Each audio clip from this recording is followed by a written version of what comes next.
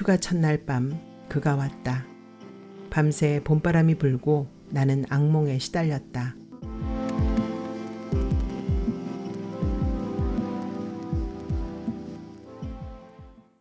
처녀 치마 권여선. 수첩에서 사흘치 휴가를 확인하다 가운데 날이 음력 생일이라는 걸 알고 나는 손끝으로 날짜를 톡톡 쳤다. 언젠가 주인집 매실주를 몰래 덜어먹던 밤 벼랑간 그날이 바로 생일이라는 걸 깨닫고 우르르 노여워 울던 밤 이후로 나는 생일을 기억한 적이 없다. 1년에 한 번뿐인 생일이지만 어느 날이라고 해서 1년에 한 번뿐이 아닌가. 여름 휴가 대신 봄 휴가를 선택하지 않았다면 올해의 생일도 다른 날들과 똑같은 제복을 입고 착착 진군에 사라졌을 것이다. 휴가 첫날 밤 그가 왔다. 밤새 봄바람이 불고 나는 악몽에 시달렸다. 잠에서 깰 즈음 나는 그것이 몹시 싫어 죽을 지경이었다. 그런데 그게 뭔지를 알 수 없었다. 팔베개를 해준 그의 여윈 가슴팍을 떠다밀며 버럭 소리를 질렀을 때에야 나는 꿈에서 끝끝내 하기 싫어했던 일을 입 밖으로 토해놓을 수 있었다. 나 부반장 하기 싫어. 그래. 동네 사람들은 아무도 몰라. 그래, 몰라. 그는 잠을 깨지 않으면서도 내 잠꼬대에 간단한 대답을 해주는 재주가 있었다. 그 대답을 들으며 나는 언젠가는 이 불규칙하고 서툰 악몽에서 벗어날 수 있으리라는 끈질긴 기대를 끌어주었다. 방석 2개만한 창문을 열고 창턱에 재떨이를 올려놓고 담배를 피웠다. 새벽 4시가 가까우니 인시다. 지금쯤 태어났겠다. 고개를 돌려 깊이 잠들었을 때가 가장 안쓰러운 그의 얼굴을 내려다보았다. 그는 2번 이혼했다. 그는 내게서 2명의 전처를 읽는지도 모른다. 그렇게 3명의 여자를 잊으려고 그의 품은 날로 비좁아지고 살이 죽죽 내리는지도 모른다. 하늘은 탁했다. 맨살에 닿는 아침 공기는 선뜻했지만 대기는 서서히 따끈하게 데워지고 있었다. 해장국을 먹으러 가는 길에 그가 투덜거렸다. 황사 끝나자 꽃가루 날리고 이런 봄 정말 싫네. 너무 괴로워하지 마. 이런 봄 우리 인생에서 35번도 안 남았어. 오, 35번이나? 넌 가만 보면 꿈도 크다. 그게 과연 꿈일까? 대로변에 이어진 2개의 나무 벤치에 희끗한 빛깔의 모자를 쓴 8명의 노인들이 나란히 앉아 자판기에서 뽑은 종이컵을 하나씩 쥐고 훌쩍훌쩍 마시고 있었다. 죽은 나무에 매달린 시든 열매 같은 그들은 35번의 봄이 지나면 너희도 우리처럼 된다고 한결같은 확신의 쌍지팡이를 짚고 말하는 듯 했다. 남은 봄이 꿈이라면 그 꿈 또한 악몽일까? 겪은 날보다 남은 날이 더 적다고 부등호가 살짝 몸을 돌려 앉는 봄. 희뿌연 꽃가루가 분분 날렸다. 꽃가루는 해장국집 안까지 날아들었다. 큼직한 깍두기 위에 내려앉은 꽃씨의 솜털이 젖으며 검정깨처럼 변하는 걸 나는 물끄러미 들여다보았다. 들깨가 잔뜩 풀린 콩나물국을 막 먹으려는데 그의 핸드폰이 울렸다. 그가 주머니를 뒤져 꺼내자 핸드폰은 도깨비 굉음을 냈다. 에이, 뭐 이렇게 깨가 많아. 그는 숟갈을 뚝배기에 꽂아놓고 통화를 하러 나갔다. 젓가락으로 깍두기에 붙은 꽃씨를 떼어내 잿더리에 버리려다 그의 해장국 국물에 띄웠다. 그가 꽃씨를 먹고 35번의 봄 동안 누군가를 다시 사랑하게 된다면 그보다 좋은 일은 없을 것이다. 물론 그 누군가가 나는 아니겠지만. 그가 돌아와 해장국을 퍼먹는 걸 취나무를 뒤적이며 자꾸 쳐다보았다. 그는 고개도 들지 않고 말했다. 왜, 속이 안 좋아? 그래도 먹어도. 남편 몰래 밥에 독을 섞는데 만족하지 않고 목까지 조르려는 간부처럼 10년 내 한 번도 내 생일을 기억해 준 적 없는 그의 머리를 뜨거운 해장국 뚝배기에 지그시 밀어넣고 싶었다. 필요하리라고 생각한 물건들을 닥치는 대로 쑤셔 넣어 묵직해진 륙색을 양 어깨에 감아매고 한쪽 어깨엔 노트북까지 겹쳐 걸고 전철을 탔다. 오후 1시의 전철은 한산한 편이었지만 빈자리는 없었다. 귀에 피어싱을 한 청년이 눈을 감고 역시 눈을 감아 마스카라 한 속눈썹을 길게 들이운 여자친구의 어깨에 머리를 기대고 있었다. 연인들은 그저 자는 신용만 하고 있었다. 내가 서울역에서 내릴 때까지 청년은 줄곧 집게손가락으로 처녀의 팔에 끼워진 금팔찌를 갈짝갈짝 긁고 있었다. 처녀도 그것을 초조하게 즐기는 성 싶었다. 대상이 훼손되지 않도록 아끼고 보호하려는 저 제스처. 나는 간수처럼 버티고 서서 청년의 감미로운 손가락짓을 오래 지켜보았다. 차량이 흔들릴수록 그들은 더욱 밀착하고 있었다. 흔들리면 모든 것이 멀어지는 법인데 그와 나도 그렇게 멀어졌는데 팽팽히 깨어 흔들릴 때마다 파고드는 저 미세한 접근. 나는 눈이 충혈될 듯한 피로를 느꼈다. 처녀의 짙고 딱딱한 속눈썹이 파르르 경련을 일으켰다. 그를 사랑했지만 아직 그와 결혼할 결심을 굳히지 못했던 무렵 저 손가락질처럼 반복되는 그의 채근으로 나는 성가셨다. 구질구질하게 결혼이라니. 이제야 그때의 괴로움이 그와 보낸 나날들을 행복으로 채색해주는 유일한 빛이라는 걸 알겠다. 그의 안타까운 발구름이 있어 나는 열대식물처럼 기세등등했고 거리에서 들깨보다 빨리 달릴 수 있었다. 그때 결혼했더라면 나는 그와 첫 번째로 이혼한 여자가 되었을 것이다. 내가 그곳에 왜 가지? 발차 시각표를 훑어본 후 고향에서 가장 가까운 도시행 차표를 끊었다. 별로 기다리지 않고 1시 50분 발 장항선 기차를 탈 수 있었다. 내 지정 좌석엔 갈색 피부의 아시아계 남자가 앉아 있었다. 그를 불안하게 만들고 싶지 않아 나는 뒷자리에 앉았다. 규칙적으로 흔들리며 어디론가 실려가는 즐거움에 대해 쓴 책이 륙색 안에 들어있었지만 기차에서 책을 읽을 생각은 없었다. 시간은 많고 고향에 가면 정말 책이라도 보지 않으면 안 될 때가 있을 것이다. 아무 친지도 연고도 없는 그곳에 고향이라는 치마를 입히고 그곳으로 향하는 길을 엄숙하게 귀향이라 부르는 건 마치 계산대 앞에서 돈 한 푼 없는 주머니를 자꾸 들척이는 일처럼 비루하지만 그러나 고향은 고향이었다. 생각해보면 고향만큼 달아서 얇고 누덕누덕해진 말도 없다.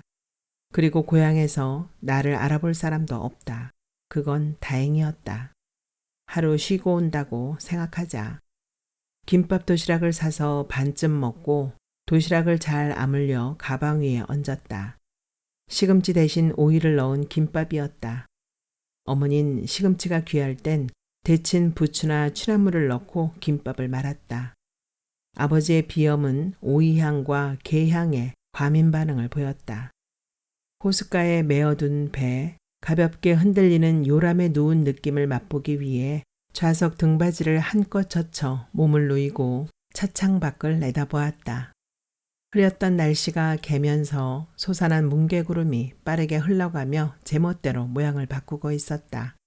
아버지의 작품들은 다 어디로 갔을까? 어머닌 그것들을 태웠을까? 팔았을까? 그 남자와 대면하기 전까지 어머닌 감히 아버지 유작에 손댈 생각조차 하지 않았다. 하지만 아무래도 부엌까지 없앤 건 지나쳤다. 부엌에서 어머닌 김밥을 말고 있었고 10살가량인 나는 막 일어난 자리 옷차림으로 문 뒤에서 반쯤 모습을 나타내는 중이었다.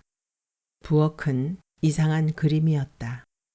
산과 나무만 그리던 아버지가 유일하게 인물을 등장시킨 것.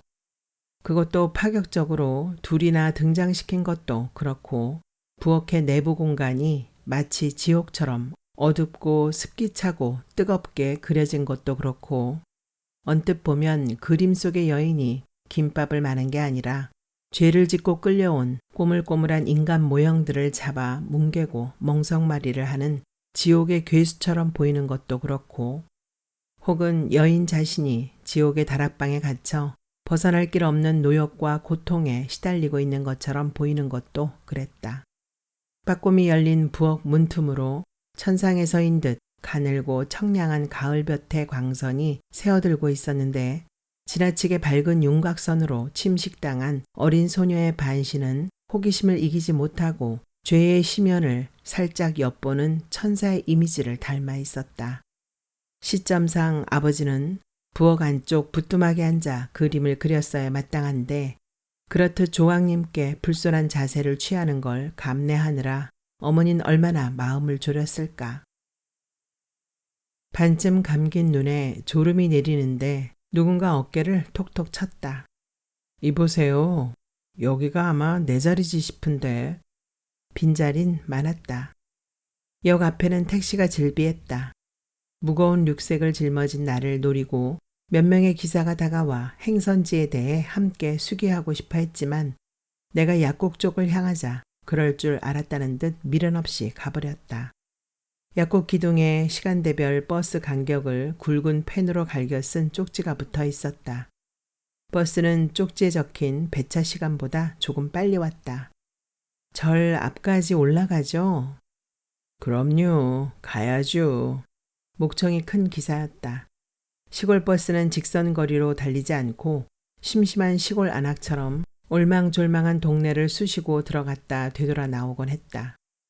버스 노선을 도상화하면 오래 몰다 보니 성격마저 어수선한 버스 노선을 닮아가는지 기사는 우렁찬 목소리로 승객의 사소한 일거수일투족에 빠짐없이 참례를 했다. 아유, 할머니. 그 보따리 아무도 안 가져가요. 차비는 좀 이따 차 쓰면 내시고 그동안 계산이나 잘 해놓으셔. 거기 할머니 가만 안 계시고 차 돌리는데 막 일어나고 그러다가 다치면 말이오. 그러면 어떻게 되는지 알아요? 마침 맞게 저기 스님들 오시네. 거기 서울서 오신 분들 저 스님들 뒤만 따라가시면 돼요. 아니 할머니 그새 차비를 도로 집어넣었어요. 들고 기시다가 차 쓰면 바로 내시라니까. 기사의 잔소리에도 불구하고 중간쯤에 앉은 할머니는 버스가 동네에 들어갔다 회차하여 진해의 긴 다리 짧은 다리를 그리는 내내 햇살이 드는 방향을 피하느라 번번이 자리를 옮겨 다녔다. 참다 못해 동행인 할아버지까지 거들어 차가 돌면 도로 해가 나는데 뭘라고 그래 하고 기껏 일러주어도 들은 척만 척 몹시 괴롭고 짜증스러운 주름을 만들며 햇님과 숨바꼭질하는데 결사적으로 분투하고 있었다. 늙은 여인들이 지닌 저 슬픈 고집을 나는 말년의 어머니에게서 본 적이 있었다. 기사가 산사 입구 대형 주차장에서 차를 크게 회전시켜 진해의 머리 모양을 만들자 모든 승객이 내렸다. 버스에서 내리는 나를 보고 기다렸다는 듯 빛바랜 분홍 스웨터를 입은 노파가 다가와 팔을 길게 뻗어 륙색을 가리켰다. 아이고 시상해나 여기 뭐가 들었디야? 뭐가 들어 그리 무겁디야? 노파의 얼굴을 유심히 살폈지만 모르는 얼굴이었다. 말린 나물 좀 안 사? 안 사요. 딸을 마중 나온 듯 허물없이 굴던 노파는 모나게 외면을 하고 그늘 쪽으로 돌아가 쭈그리고 앉아 담배를 꺼냈다. 앞서가던 스님들이 엿장수의 묘기를 구경하고 있었다. 나도 걸음을 멈추었다. 엿장수는 화장을 짙게 한 40대 초반의 여자였다. 찰칵찰칵 가위질 소리에 이어 딱딱딱 3번 역할을 두드려 엿을 쪼개는 소리가 경쾌했다. 땀으로 눈화장이 번지고 양볼이 번들번들한 엿장수 여자는 아버지 그림 속에서 험상궂게 땀을 흘리며 김밥을 마는 여인과 비슷했다. 스님들이 매점에서 음료수를 사는 동안 나는 그들을 앞질렀다. 5년 혹은 6년 만에 고향을 찾았지만 제일 먼저 떠오른 생각은 유효기간이 하루밖에 남지 않은 우유를 다 마시지 않고 왔다는 걱정뿐이었다. 오래된 산사 하나가 있고 산나물이 풍족하다는 사실을 빼고는 무엇 하나 내세울 것 없는 이 작은 마을에서 나는 태어났다. 내가 중학교에 진학하면서 우리 가족은 도시로 나갔다. 기차역이 있는 그 집이었다. 아버진 죽기 서너해 전 이 마을로 돌아와 옛날에 살던 집을 개조해 여관 간판을 달았다. 절의 이름이 몇 군데 잡지와 일간지에 소개되면서 마을은 서서히 유흥지로 바뀌어갔다. 아버지가 풍을 맞고 석 달쯤 뭉개다 생을 마감한 후에도 어머니는 크게 낙담하거나 당황하지 않고 최씨 아줌마와 둘이서 쉬엄쉬엄 여관을 잘 운영해 나가는 듯 했다. 그러다가 내게 상의도 하지 않고 불시에 여관을 팔아치우고 산사의 암자로 들어가 버렸다. 당시엔 몰랐지만 어머니의 도련한 행동은 그 남자를 만난 직후에 이루어졌다. 어머닌 절에 들어간 지 이태 만에 죽었다. 그때가 5년 전 아니면 6년 전이었을 것이다. 외지인의 기생에서 외지인의 주머니를 털어먹고 사는 동네가 그렇듯 조잡하고 번화한 우체국 삼거리에는 이름이 하나같이 가관인 노래방과 캬바레 간판들이 닥치닥치 붙어 있었다. 내가 이 동네에서 태어났단 말이지. 느릿느릿 걷던 내 눈길이 우체국 공중전화 부스 옆에 세워진 빨간 헬멧과 빨간 다각형 상자를 실은 오토바이에 멈췄다. 오토바이 뒷자리에 걸터 앉은 화려한 차림의 여자가 나를 향해 작동이 늦되는 선풍기처럼 천천히 고개를 흔들어 보였다. 여자는 내 시선을 잡은 걸 알자 신속하게 팔을 뻗어 흔들었다. 외지에서 온 줄 알고 동네 전체가 온통 팔을 내밀어 아는 척을 하고 난리군.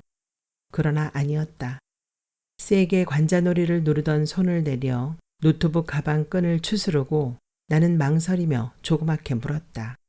선숙이니? 선숙은 피로연애라도 불려가는지 곱게 화장을 하고 머리를 틀어올려 목선을 드러내고 있었다. 오랜만에 댕기러 왔구나.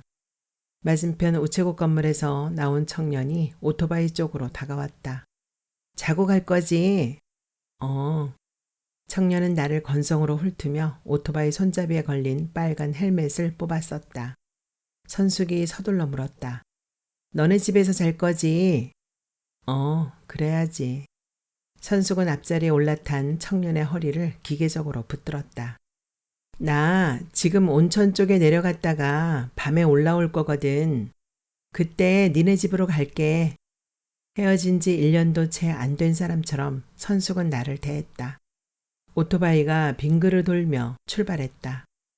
나는 아련한 향수에 취해 우편물 배달용 오토바이에 실려가는 친구를 향해 손을 흔들었다. 그래, 우리 집으로 와. 투숙객이 아무도 없는 여관은 절간처럼 조용했다. 방들이 쪼르르 딸린 디귿자형 건물의 열린 면을 격에 맞지 않게 웅장한 대문이 마감하여 가운데 박힌 사각의 마당을 미음자로 에워싸고 있었다. 부엌이 다시 현대화된 것이 변화라면 변화였는데 다소의 현대화로도 색채와 분위기가 사뭇 달라져 이 부엌에서 그 그림 부엌을 찾을 수는 없었다. 뒤뜰 오른쪽에 섬처럼 외따로 선 3칸짜리 변소는 여전히 재래식이었다. 주인 여자는 대문과 마주보는 왼쪽 끝방을 내게 지정해 주었다. 창호지로 된 창문을 열자 라일락이 핀 뒤뜰이 나타났다.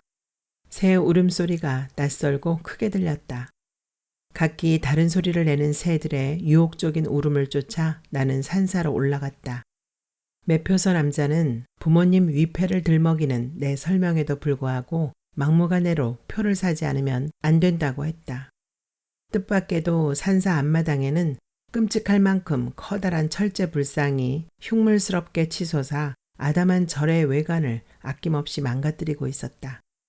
씁쓸한 향내가 풍기는 이 산사의 마당에서 나는 선숙이 한 소쿠리 뜯어온 처녀 치마를 가지고 소꿉을 살았다.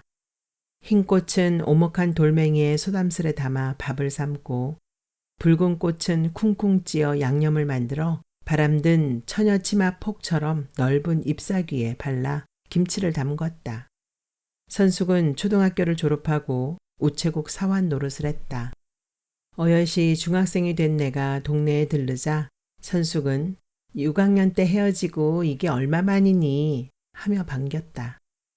선숙은 이곳을 떠났다가도 수치인 주소가 이 동네로 된 우편물처럼 다시 돌아오곤 했다. 어머니 상을 치르고 천도제까지 마친 마지막 밤에도 선숙은 내 곁에 있었다. 그때 나는 도대체 6학년이 뭐냐고 멸시감을 품었던 어린 날의 소견머리를 부끄러워했다. 절 뒤편 암자로 통하는 계곡 바위에 앉아 담배를 피웠다. 산심, 수심, 객수심이라. 그게 맞을 수도 있겠다. 어느 날 문득 크게 깨달은 바 있어 속을 패하고 불에 귀의했다는 명분과 달리 어머닌 볼 때마다 말이 많아지고 해퍼졌다. 그해 여름 어머닌 나를 보자 뛸 듯이 기뻐했다. 오랜만에 딸을 만나서라기보다 하염없이 수다를 떨 사람을 하루치 확보한 것에 더 열광하는 것 같았다.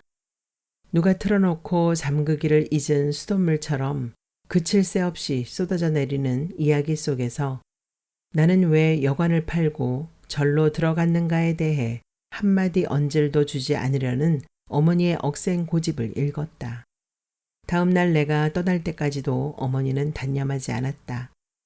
엄마가 재밌는 얘기 하나 해줄까? 또 불경 얘기 아니야? 아니야. 어머닌 새침해졌다. 그래도 뭔가 지겨운 얘기일 것 같아.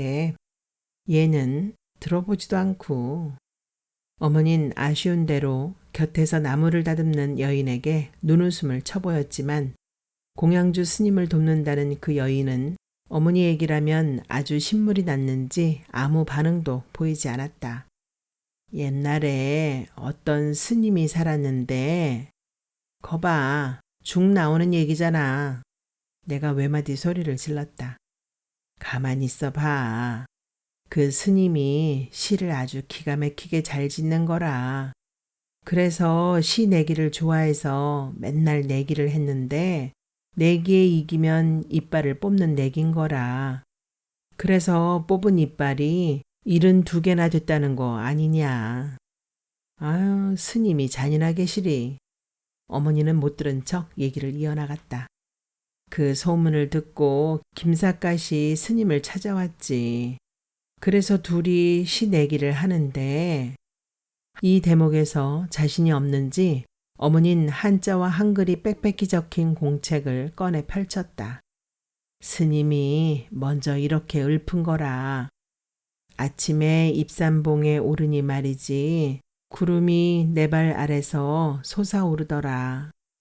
그러니까 김삿갓이 저녁에 연못에서 물을 떠 마시니 달이 내 입술에 걸리더라. 어머닌 내가 김삿갓의 절묘한 받아치기에 감탄하는지 어떤지를 힐끔 살폈다.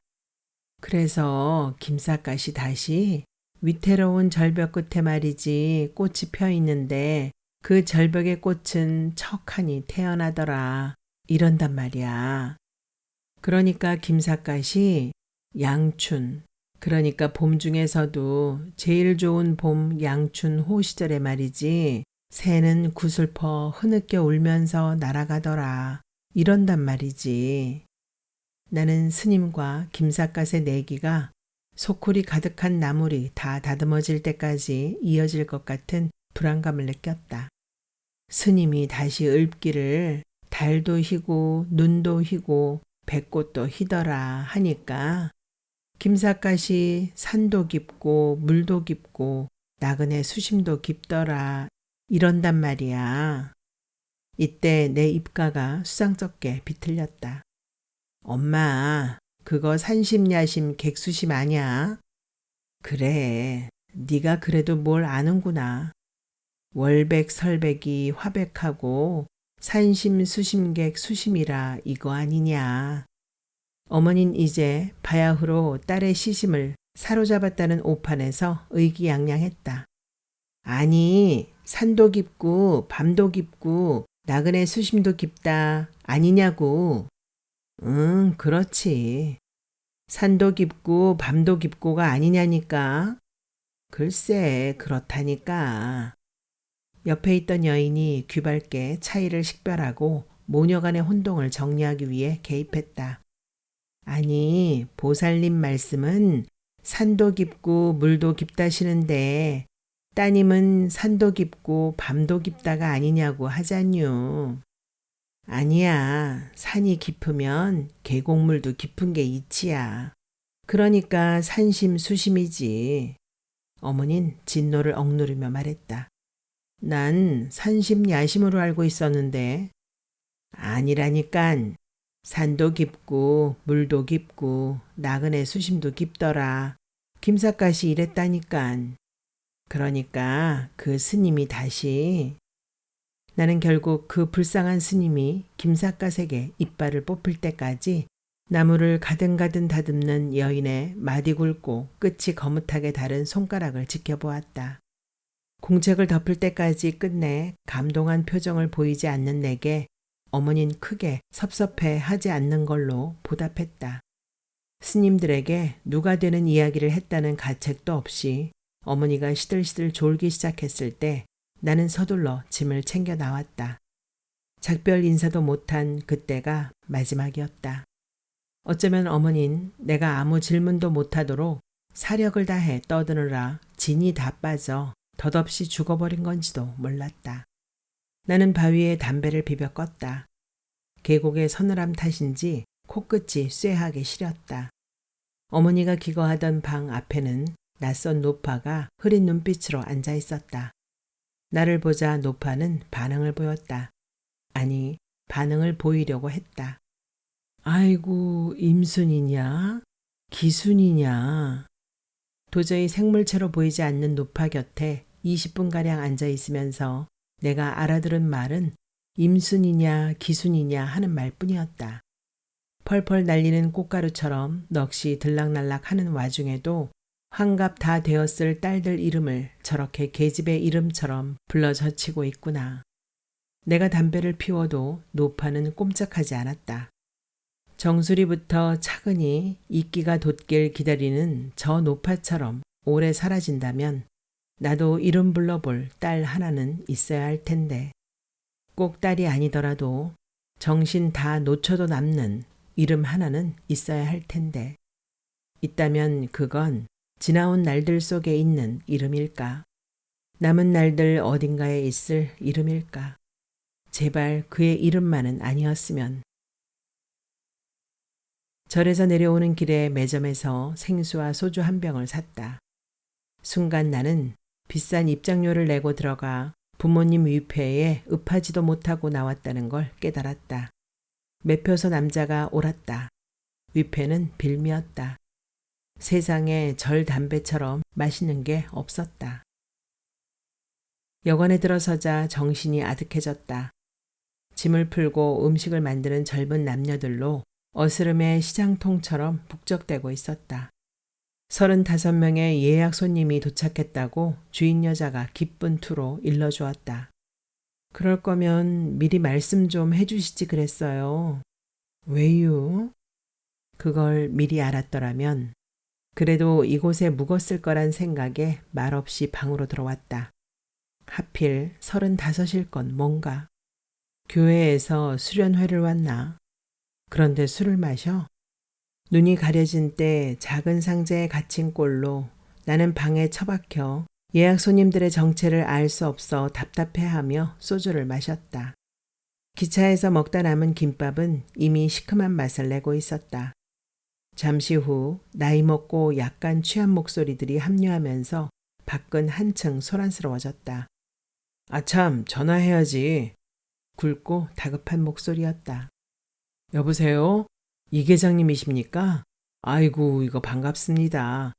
저 국립극단에 있는 박중석인데요. 국립극단 딴따라들이구나. 소주병을 내려놓고 그들의 활력에 대한 짐작만으로 나는 이마를 짚었다. 극단 단원들이 왁자지껄 떠들고 저녁을 먹고 술을 마시는 소리를 들으며 나는 천천히 소주 한 병을 비웠다. 화장실을 다닐 때는 뒤뜰로 다녔다. 우중충한 복장에다 혼자 숙박한다는 사실로 말미암아 이 밤 안에 자살하고 말 것 같은 투숙객으로 상상되긴 싫었다. 그러나 아무도 나를 놓고 상상의 불을 지필 만큼 한가하지 않았다. 중석이 너까지 날 그렇게 취급하면 안 돼. 나 주연 배우 20년, 30년 한 사람이야. 나 그렇게 우습게 알면 안 돼. 저는 아닙니다. 선생님이 왜 우스우십니까? 아버지도 술 먹으면 저런 투의 말을 입에 달고 살았다. 내 일신을 바쳐 소신껏 칠쟁이로 살았다 이거야. 출품 그따위 말이야. 제도가 다 뭐 말라 비틀어진 거야. 지들이 뭘 알아.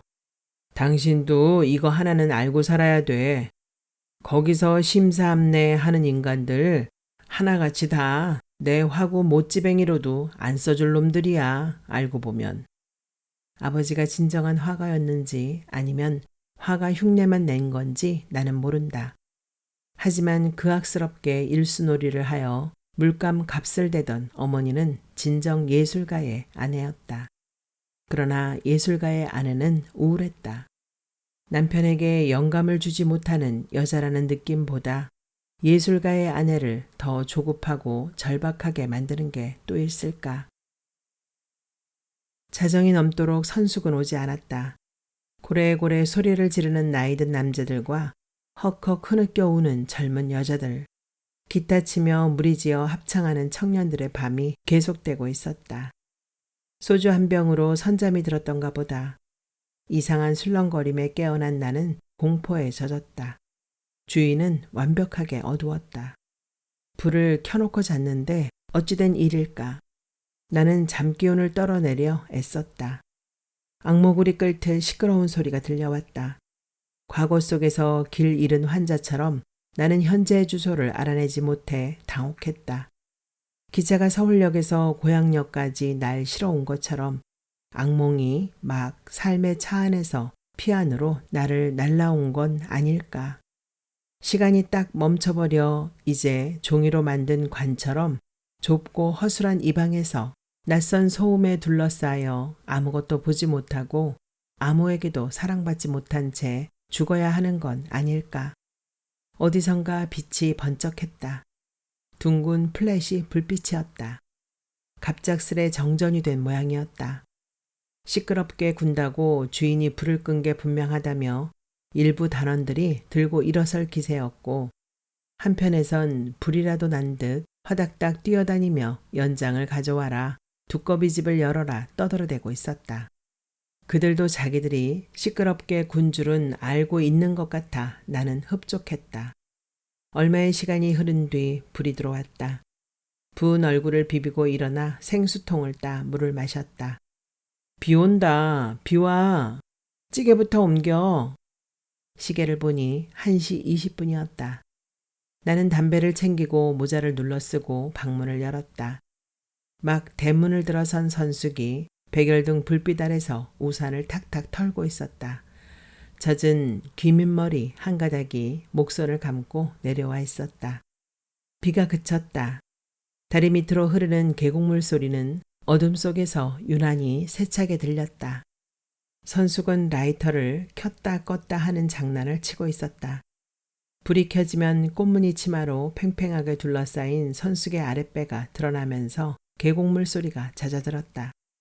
관광 온 손님 하나가 취해갖고 내 귀에 대고 얼마나 오래 떠들던지 귀안이 다 젖었어. 선숙은 새끼손가락으로 귀를 가볍게 쑤셨다. 무슨 얘기를 그렇게 하대? 여자 얘기지 뭐. 순 바람핀 얘기. 어렸을 때도 선숙은 얘기거리를 잘 물어왔다.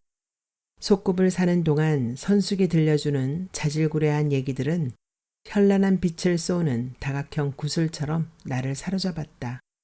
선숙의 찰떡 같은 얘기가 끝나자 계곡물 소리가 갑자기 커졌다. 언제부턴가 그는 감정을 통제하지 못하고 자주 울거나 흥분했다. 물건을 던지고 나를 때리는 일이 잦아졌다. 그가 와장창 거울을 깨던 밤, 나는 유리 조각을 쓸어 쓰레기통에 담으며 늦게나마 그의 사랑에 보답하기 위해 내 자신 산산이 부서진 그를 담아줄 쓰레기통이 되겠노라는 갸륵한 결단을 내렸다. 근데 넌 시집 안 갈 거니? 담배 연기를 내뿜은 선숙의 입에서 희미한 술 냄새가 풍겼다. 그러게 말이다. 나도 그와 결혼할 생각을 품은 적이 있었다. 그가 사람 꼴을 갖추고 밖으로 돌면서 옛사람들을 만나 사업을 벌이기 시작했을 때였다. 나는 잠에서 깨어 그의 품을 벗어나 창가에서 담배를 피우고 있었다. 그는 설핏 800의 임자가 없어졌다는 걸 느끼고 잠투세를 하듯 낮게 말했다. 영훈아, 이리 와봐. 유감스럽게도 그가 이리 와보라는 여자는 내가 아니었다. 서너 정도는 고정적이었고 나머지 이름은 바뀌었다. 그렇게 잠결에 나 아닌 여자의 이름을 부르면서 그는 내 갸륵한 결단에 건물을 떠나갔다. 그러는 넌 왜 시집 안 가? 나 이혼했다. 그랬구나. 그렇다면 선숙은 5년 혹은 6년 사이에 결혼하고 이혼한 것이다. 그는 3년 동안 2번 결혼하고 2번 이혼했으니 4배의 속도다. 전설적인 경주마답다. 왜 이혼했어? 그 인간이 하도 거짓말을 해서, 입만 떼면 거짓말을 해서. 그만두자. 그 얘기 하다간 밤 샌다. 어디 밤을 샌다고 얘기가 끝날 수 있을까? 어머닌 사는 일을 그만둘 때까지 정작 하고 싶은 얘기는 꺼내보지도 못했다. 애는 없어? 기집애 하나 있는데 내가 키워. 4살이야. 나도 걔 데리고 나가서 바람이나 펴볼까? 선숙이 실없이 웃었다. 다행히 그에게는 아이가 없었다. 재혼할 생각은 없고? 아유, 지랄. 그럴 생각이었으면 애 놔두고 나왔지. 지랄. 짙은 풀냄새가 났다. 내가 오래도록 갈망해온 말이었다. 취사용 잡동사니가 늘어놓인 여관마당은 고요 속에 묻혀 있었다. 극단 단원들이 가져온 소주 박스에서 소주 한 병을 꺼내다 문득 생일이 지나가 버렸다는데 생각이 미쳤다. 불어 비감한 표정을 지어 보았지만 내 감정은 산사 암자에서 본 노파처럼 미동도 하지 않았다. 내게 생일이란 고작 남의 술을 축내는 날일 뿐이었다. 나는 풀과 자잘한 꽃들이 젖어 있는 마당가에 쪼그리고 앉아 축축한 허공을 응시하며 소주를 마셨다. 그 남자의 생일은 언제일까? 아버진 단 하룻밤으로 그 남자를 만들었을까? 척 보니까 알겠더라고. 최씨 아줌마는 그 남자가 아버지를 도섭했다고 말했다. 예고 없이 찾아와 이 마당 한켠에 섰을 그 남자. 또 그 남자를 일별하고 어머니가 삼켰을 짧고 강렬한 놀람. 남자는 아버지를 찾았고 아버지가 죽었다는 말에 의당 무덤자리가 어딘가를 물었다. 어머니는 화장해서 뿌렸다고 대답했다. 어머니가 앵돌아지게 등을 돌리는 바람에 최씨 아줌마의 입도 꽉 막혀버렸다고 했다. 아유, 징그러. 내가라도 요 앞 절에 위패를 모셨다고 일러주고 싶더만은. 남자는 여관 마당에 서서 집만 한 바퀴 둘러보고 돌아섰다고 한다. 어머니, 왜 그러셨어요? 아버지 사진 한 장이라도, 그림 한 점이라도 주워 보내지. 나는 소주를 마시며 단원들이 버려놓은 접시에 남아있는 오이 소박이를 아작아작 씹었다. 어머닌 오이 소박이를 담은 적이 없었다. 어머니가 시키는 대로 오이지를 싼 배보자기를 진이 빠지도록 밟고 나면 어머닌 보자기 한 끝을 내게 쥐어주었다. 잡아라. 안 그러면 네 몸땡이 횟가닥 돌아간다. 모녀가 이불 빨래 짜듯 양쪽 귀퉁이를 걸어잡고 용을 써가며 오인물을 쫙 빼내서일까. 날 오이와 게를 먹으면 어김없이 벌렁거리며 둥근 공처럼 부어오르던 아버지의 코가 이상하게도 오이지 무침에는 관대했다. 아버지를 향한 사랑이 극진할수록 어머닌 초라해졌다. 극진함은 관계에서의 가난이다. 어머닌 사랑이 관계적이라는 것을 몰랐고 관계란 악마에 속한다는 것도 몰랐다. 그래서 일평생 불행했고 기우가 많았다. 내일 당장이라도 서울의 전셋돈을 빼고 이불 보따리에 책을 몇 권만 넣어 알끈처럼 검은 천으로 질끈 묶어 이곳에 내려와 살아야겠다는 생각이 충동적으로 솟구쳤다. 그 남자는 언젠가 이곳에 한 번 더 올 것이다. 벌써 몇 번 더 다녀갔는지도 모른다. 그래서 어머닌 여관도 팔고 그림도 없앴을까. 그렇게 암자로 들어가 그 남자가 아버지의 위패를 찾아내지 못하도록 꽁꽁 지키고 있었던 걸까. 지독하다. 어머니의 고통은 지독했구나. 부엌 그림 속의 소녀처럼 나는 어머니가 겪었을 지옥 같은 사랑과 캄캄한 욕망의 입구를 살짝 엿본 것 같았다. 이미 부재하는 어머니의 고통, 남자의 쓰레기통과 타구통이 되어 살아온 여자의 고통이 나를 괴롭혔다. 새벽까지 자지 않고 깨어 우는 새가 있었다. 분명 병든 새였다. 비에 젖어 꽃가루도 날리지 않았다. 극단 단원들이 아침 해장으로 매운탕과 북엇국을 끓였다고 소리치는 바람에 잠이 깨었다. 머리가 지끈지끈하고 입에서는 엉긴 시럽이 삭고 썩은 듯한 고약한 냄새가 났다. 이 여관에서 내가 태어난 옛 우리 집에서 잠 한숨 편히 잘 권리가 없고 해장국 국물 한 방울 먹을 권리가 없는 손님이 나뿐이라는 걸 알자 외로워졌다. 나는 뒤뜰 수도가에서 맹물 세수만 하고 입을 헹군 후 짐을 챙겨 여관을 나왔다. 버스 정류장이 있는 대형 주차장 건물에는 큼직한 인삼 농협 집판장 간판이 안개를 한꺼풀 쓰고 있었다. 잠시 후 볼이 붉고 퉁퉁한 어린 티가 나는 처녀가 다리를 잘름거리며 걸어와 인삼 집판장 건물 앞에 섰다. 나는 처녀의 짧게 깎은 머리와 승복을 슬쩍 곁눈질했다. 견습 비구니인가. 승복과 안개는 잘 어울렸다. 이봐요, 어린 스님. 일생을 사는 동안 우연히 함께 같은 여관에 묵으려면 얼마큼의 인연이 쌓여야 하나. 나는 35명의 극단 단원들과 일면식도 없이 헤어졌다. 그들과 나는 서로를 알아볼 기회를 놓쳐버렸다. 혹시 그 해봄 산사 아래 다리 옆 민박집에 묵던 그분들 중 하나? 그렇군요. 그날 풀벌레처럼 우리 얘기를 엿듣던 그분? 그럼 당신은 그 밤 김치찌개를 끓이고 꼭 말을 2번씩 반복하던 아, 반갑군요 하면서 인사할 기회를 영영 놓쳐버린 것이다. 혹시 그들 중 전생에 나와 한 아비를 가진 형제자매가 있었던 건 아닐까? 지금 한 아비를 가진 그 남자와 나도 다음 생쯤 중앙아시아 사막이나 그린란드 얼음집 근처에서 찰나적으로 스치게 되지 않을까. 그러나 서로 어찌 알아보나. 6색 안에 든 기묘한 예언서에서 읽은 적이 있다. 부자였던 사람은 죽어서도 부자로 살고 금욕주의자는 죽어서도 쾌락을 모른다고. 왜냐하면 그런 시간 속에 차곡차곡 길들었기 때문이라고. 그렇다면 만날 뻔하다 어긋난 사람들은 죽어서도 만날 뻔하다 어긋날 것이고 지긋지긋하게 얽혔던 사람들은 죽어서도 그렇게 친친 덩굴로 얽힐 것이고 부반장은 죽어서도 반장이 못 될 것이다. 어머닌 다시 아버지의 쓰레기통이 되고 나는 다시 그의 쓰레기통이 될 것이다. 그러니 누가 죽고 싶을까, 스님. 살아도 그것, 죽어도 그것이라면 또 누가 살고 싶을까. 버스가 왔다. 승객들이 내리기도 전에 기사가 먼저 내려 급한 볼 일이 있는지 농협 직판장 쪽으로 내달렸다. 10분 있다 출발해요. 나는 륙색을 좌석 옆에 내려놓고 노트북을 끼고 앉아 뻐근한 어깨를 주물렀다.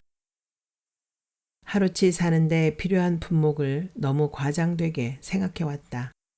홀홀 짐 하나 없이 왔어도 됐을 것을. 차창 밖으로 머리에 나물짐을 진 여인이 매끈하고 빠른 걸음으로 멀어지는 게 보였다. 인삼 한 뿌리에 짐 없이도 허덕이며 걷다 삐걱이는 무릎으로 주저앉는 노인을 여인이 날쌔게 앞질렀다. 극단 딴따라들처럼 야박도 하였다. 같은 버스를 타고 같은 장소에, 그것도 종점이라는 극적인 장소에 함께 도착했다는 인연을 저렇듯 차지게 발길질 해버리는 여인이라니. 영영 만날 길이 없을지도 모르는데 돌아보는 일 한 번 없이 저렇게 앞질러 안개 속에 몸을 숨기다니. 하지만 살아서 한 번 부축해주면 죽어서도 한 번 더 부축해 주어야 한다는 걸 저 야무진 여인은 알고 있는 듯하다. 딴따라들도 그래서 내게 국을 안 주었는가. 그 예언서 생각할수록 가혹하다. 살아서 베풀면 죽어서라도 받는 맛이 있는 게 아니라 죽어서도 그 죽음 또 죽어서도 베푼 놈은 베풀기만 하라니. 안개는 엷어지기는커녕 산꼭대기에서 주춤주춤 내려온 습기와 합류해 주차장 근처를 더욱 짙게 뒤덮었다. 털실이 풍실풍실하게 감긴 실패처럼 젊은 날의 내 자아는 바쁜 생활의 소용돌이에 휩싸여 그 앙상한 모습을 드러내지 않았다. 실을 다 풀어내고 나면 자아의 꽃씨가 일찍이 한 번도 본 적 없는 어떤 놀랍고 화려한 처녀를 꽃피워 놓았을 것이라고 나는 믿었다. 그 믿음으로 분주해 의논성 있는 딸이 되어주지 못한 내게 말년의 어머니는 방언처럼 낯선 세계의 언어를 쏟아놓았다. 어머니의 수도꼭지를 틀어놓고 잠그기를 잊은 사람은 아버지만이 아니었다. 애당초 빈터에 노른자 가건물에 그가 없었듯이 털실을 풀어낸 자리에도 처녀는 없었다. 잎에 효용을 당한 낙엽처럼 실의 첫 감기를 위해 편의상 꺾어 넣은 마분지 조각 혹은 화투 조각이 툭 떨어졌을 뿐이다. 실 끝을 쥐고 이곳까지 찾아온 그 남자도 여관마당에 서서 느꼈을 것이다. 산다는 일엔 애당초 그 어떤 아름다운 실마리도 없다는 걸. 누군가 우연히 제 손가락 마디를 이용해 실을 감고 조심스레 덧감아 나가면서 만들어 놓은 빈 공간, 누군가의 손가락이 빠져나가 버린 그 허사의 자리에 자신이 도착했다는 걸. 버스가 출발했다. 오길 잘했다. 아무도 없다는 걸 알았으니 됐다. 다시 이곳을 찾을 일이 없으리라 믿으면서도 나는 나물 짐을 인 여인처럼 모지락스럽게 뒤돌아보지 않았다. 지금 돌아보면 죽어서도 돌아보게 된다. 속쓰림 탓에 주먹이 꽉 쥐어졌다. 어제 아침 그의 몸에 심어둔 꽃씨에서는 어떤 꽃이 필까? 한때 나의 표정 하나, 말 한마디에 몸이 달아 발을 구르던 너. 기적처럼 네 몸에서 연두빛 실타래 같은 처녀 치마의 잎사귀가 벌어질까? 한때나마 고맙다. 죽어서도 한때나마 너는 나를 그렇게 사랑해야 하리. 버스가 모퉁이를 꺾기 전 반사적으로 뒤를 돌아보았을 때 내 눈에 가득 차오르는 것은 안개뿐이었다. 고향도 나도 간사한 이력이 마음에 들지 않았나 보다. 마지막 순간까지 오직 흰 어둠 같은 안개, 두텁고 하얀 낯가림의 표정만을 보여주는 걸 보면 뒷자리에 앉은 앳된 비구니가 수줍게 눈을 비꼈다. 버스가 기차역까지 오는 동안 나는 노트북을 껴안고 조신한 눈물을 흘렸다. 나는 술 먹는 일이, 술 먹은 다음 날을 맞는 일이 그토록 오래 해왔음에도 왜 이렇게 힘이 드는지 몰랐다. 흥건히 울 줄 몰라 몇 방울만 짜디짜게 떨군 누선이 쓰렸다. 이것이 내가 절제라고 부르는 것의 정체이다. 이제 휴가는 끝났다. 집에 돌아가면 즉시 냉장고에서 남은 우유를 꺼내 마시고 목욕을 하고 얼큰한 국밥을 사 먹으리라. 지옥 같은 부엌에 갇혀 똑같은 모양의 검은 절망을 말 만큼 나는 바보가 아니다. 그러나 바보는 죽어도 바보라면서요, 스님.